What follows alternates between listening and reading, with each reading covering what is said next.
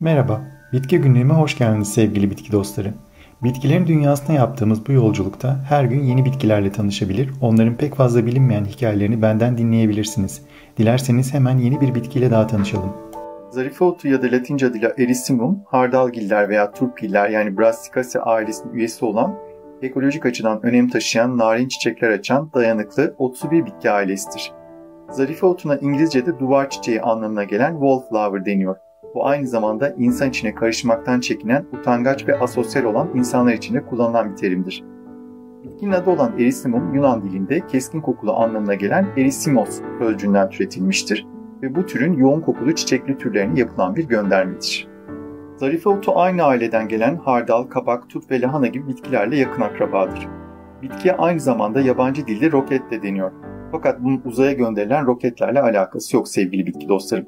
Bitki için kullanılan roket sözcüğü Latince'de lahana anlamına gelen eruca sözcüğünden türetilmiş. İtalyanlar ona gestoso, Fransızlar girofle ve İspanyollar da girosella diyorlar. Türkçe'de de ayrıca bitkiye şebboy da deniyor. Zarife otu geçmişte geleneksel tıpta kullanılmış bitkilerdendir. Fakat botanik literatürüne 18. yüzyılda İsveçli botanikçi ve taksonominin kurucusu Carl Linnaeus tarafından eklenmiştir. Günümüzde 100'ün üzerinde alt türü bulunan zarife otunun birçok türü kültüre alınarak bahçecilikte kullanılmıştır. Zarife otu doğada tohumdan ya da kökleri aracılığıyla yayılır.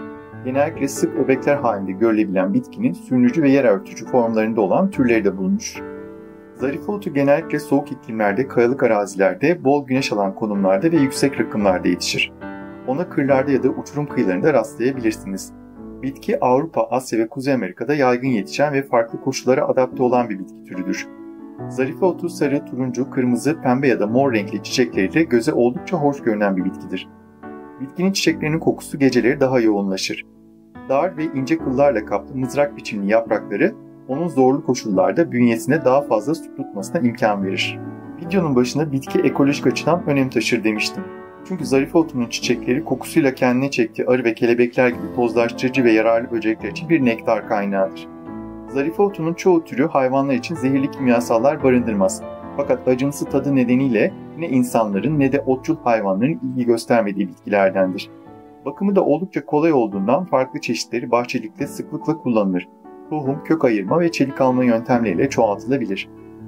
Canlı renklerde sergilediği erkenci ve uzun süre geçmeyen çiçekleri nedeniyle sevilen bir bahçe bitkisidir. Özellikle kaya bahçeleri, bol güneş alan ya da fazla sulama ve bakım yapılmayan bahçelerde kullanılmak için ideal bitkilerdendir.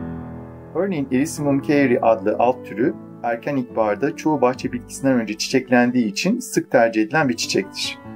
Geçmişte zarife otunun bazı türleri antiseptik amaçlı olarak geleneksel tıpta kullanılmıştır. Öte yandan ne yazık ki henüz bitkinin bilimsel olarak kanıtlanmış bir faydası yoktur. Yine de bazı kültürlerde bitkiden yapılan merhemler cilt sorunlarında topikal olarak kullanılmaya devam etmektedir. Ona bazı modern kozmetik ürünlerin içeriğinde de rastlayabilirsiniz ama zarife otundan cildi yatıştırıcı niteliği dışında pek fazla bir beklentiniz olmasın. Bitkinin çiçeklerinden doğal bazı boyalar da elde edilebilir. Zarife otu çiçeklerin dilinde sadakat ve sonsuz aşkı simgeler. Zarife otu çiçekleri içeren bir buket, verilen kişiye duyulan özlemin ve romantik bir aşkın ifadesidir. Rüyada zarife otu çiçekleri görmek ise dostluk özlemi ve kişisel gelişim ihtiyacına işaret edermiş. Astrolojiye göre ise zarife otu, ay ve duygusal yengeç burcu ile ilişkilendirilen bir çiçektir. Ve sıra zarife otunun masalını anlatmaya geldi. Uzun yıllar önce Kuzey Avrupa'nın bir dağ köyünde Erisya adında güzelliği dillere destan olan genç bir kız yaşarmış. Altın gibi parlayan saçları ve karanlık bir orman gibi gizemli derin bakışları olan bu güzel kız bir fırtınayı bile dindirebilecek kadar tatlı ve huzur dolu bir sese sahipmiş. Erisya'nın babası köyün gururlu ve acımasız şefiymiş ve bu adamın nesillerdir paylaşılamayan bir toprak parçası yüzünden bir başka klan ile devam eden bir düşmanlığı varmış. Fakat kader ağlarını örmüş ve kızı Erisya ile düşman köyün sınır bekçisi Arden arasında beklenmedik bir aşk filizlenmiş. Erisya hasta olan annesi için bazı şifalı bitkiler aramaya çıktığı bir günde ormanda dolaşan Arden'e rastlamış. Aileleri arasındaki düşmanlığa rağmen gençler ilk görüşte birbirlerine aşık olmuşlar. O günden sonra ailelerinden gizli buluşan gençler, güçleri, korkuları ve köylerinin sınırları ötesinde onları bekleyen hayatın gizemli çekiciliği hakkında uzun uzun sohbetlere dalmışlar. Fakat ailelerinin aşklarına engel olacağını bildiklerinden genç nihayet birlikte köylerinden ayrılma planları yapmaya başlamışlar. Fakat aşıkların gizlice ormanda buluştuklarını öğrenen Erisya'nın taş kalpli babası kızını eve kapatarak ona Arden'i görmeyi yasaklamış. Bu arada Arden de kendi köyündekiler tarafından düşman köyden bir kıza aşık olarak onlara ihanet etmekle suçlanıyormuş.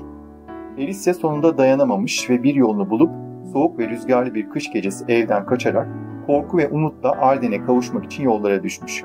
Fakat talihsiz kız gece karanlığında güçlü bir rüzgar tarafından sürüklendiği kayalık bir uçurumdan düşerek gözden kaybolmuş. Erisya'nın kaybolduğu haberini alan Arden, babasının ona kötü bir şey yaptığını zannederken Erisya'nın babası ise düşman köyün kızını alıkoyduğuna inanıyormuş. Tam iki köy arasında bir savaş başlamak üzereyken genç kızın pelerini uçurumun kıyısında bulununca gerçekler de ortaya çıkmış. Arden duyduğu derin acıyla bir an önce Erisya'sına kavuşmak için kendisini uçurumun kıyısında bulmuş. Genç adam tam da kendini boşluğa bırakmak üzereyken uçurumda açan bir çiçek ona tanıdık tatlı bir sesle fısıldamış. "Dur Arden, lütfen dur. Sakın ha canına kıyma." Bu Erisya'nın sesiymiş. "Şimdi beni topraktan çıkar ve derhal babama götür." Arden çiçeği Erisya'nın babasına götürdüğünde çiçek mucizevi bir biçimde gözlerinden nefret kıvılcımları saçan bu adamla da konuşmaya başlamış. "Baba, zamansızca beni hayattan koparan bu anlamsız düşmanlığa artık son vermeniz gerek," demiş çiçek. "Eğer beni hayattayken gerçekten sevdiyseniz işte bu benim sizden son dileğimdir." Gözyaşları içinde yaptıklarından pişman olan köyün şefi, kızının son dileğini yerine getirmek için komşu köyün şefiyle barışmayı kabul etmiş. Böylece her iki köye de yeniden huzur ve barış hakim olmuş. Köylüler bir çiçeğin nasıl olup da dile geldiğini ve köyün taş kalpli şefini barışmaya ikna ettiğini anlayamamışlar. Fakat ona ölen genç kızın anısını yaşatmak için Erisya'nın adını vermişler. Her nasılsa Arden ve Erisya'nın babası haricinde hiç kimse bu çiçeğin konuştuğunu da duymamış. Arden'in yıllarca uçurumda açan çiçeklerle konuştuğunu tesadüfen görenler ise onun Erisya'ya olan aşkından aklını yitirdiğine inanmışlar.